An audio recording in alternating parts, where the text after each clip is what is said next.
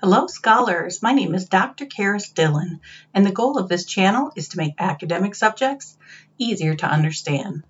In the last video, we covered brief psychotic disorder.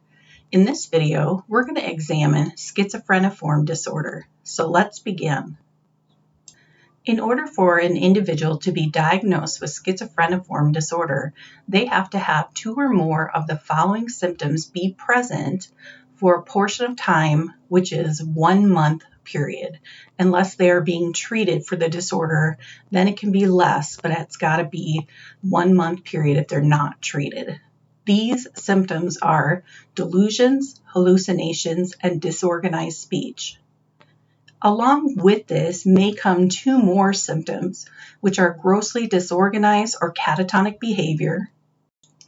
Remember that catatonic behavior can be considered being in a stupor, having rigid posturing, staring forward for long periods of time, or having bodily posture that is abnormal or disorganized. The last symptom is negative symptoms, which includes like a diminished emotional expression, not showing much expression, or avolition. Now remember that avolition means basically it's impossible for that person to get a motivation to do anything, to get anything done. So along with those symptoms, there are other symptoms that come along with it. So an episode of the disorder lasts from at least 1 month, but has to be less than 6 months. Now, if the person is still in a psychotic state and we don't know if there's going to be a recovery, then we're going to put provisional as the term. A clinician will want to make sure that they have ruled out schizoaffective disorder as well as depressive or bipolar disorder with psychotic features, because those can be really close to mirroring one another. So you want to make sure they have no major depressive or manic episodes. Essentially, you want to make sure that the psychotic episode is more active or more severe than the mood episode. That is part of that diagnostic criteria that's there. Your first diagnosis needs to be the one that is more severe to the individual. And then lastly, with the symptoms, you want to make sure that the disturbance is not because of a physiological effect of a substance like a drug or overtaking a medication, or that they don't have some type of medical issue that's going on there. You'll also want to specify if the most severe symptoms showed up within the first 4 weeks of the behavioral change with the person. And what this means is essentially, did the delusions, hallucinations, or disorganized speech show up in the first 4 weeks of the person showing different or strange or odd behaviors, or did it come about slowly over weeks or months? You definitely want to specify too if you're seeing catatonia.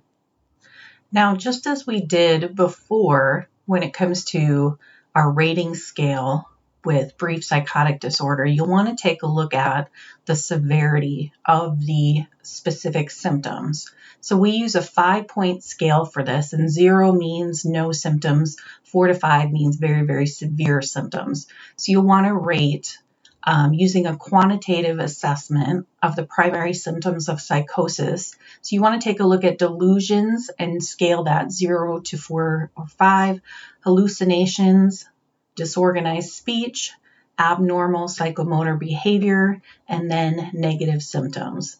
Each of these symptoms need to be rated for their current severity because we're going to be able to watch these symptoms over time, and that's very important. The characteristic symptoms of schizophreniform disorder are identical of schizophrenia. So basically, schizophreniform disorder, as long as it stays in that 1 month to 6 month period, that's what we call it. But if it moves on from 6 months, this is where we call it schizophrenia. It is distinguished by the difference in duration. So 1 month, but less than 6 months. And of course, as you remember, brief psychotic disorder lasts less than 1 month. So this disorder is in between brief psychotic disorder and schizophrenia. This diagnosis is made under two conditions. Of course, again, the length of time, and the individual will need to have recovered during that 1 month to 6 month episode. But as long as it's 6 months or less, then the label of schizophrenia is not used. Now, if the person has not recovered from 1 month up to 6 months, and they're still in that time period, we will call it Schizophreniform Disorder provisional. If it lasts for more than 6 months, we'll call it schizophrenia. We also want to know whether there are impairments in social and occupational functioning. All that means is, are they having trouble in their relationships with family, with friends? That's the social component of it. And then occupational functioning, your career. Are they able to work a job? Are they able to stay the amount of hours that they need to? So that needs to be noted as well. That does not need to be there for a diagnosis of schizophreniform disorder, though. Now, there are currently no laboratory or psychometric tests for schizophreniform disorder.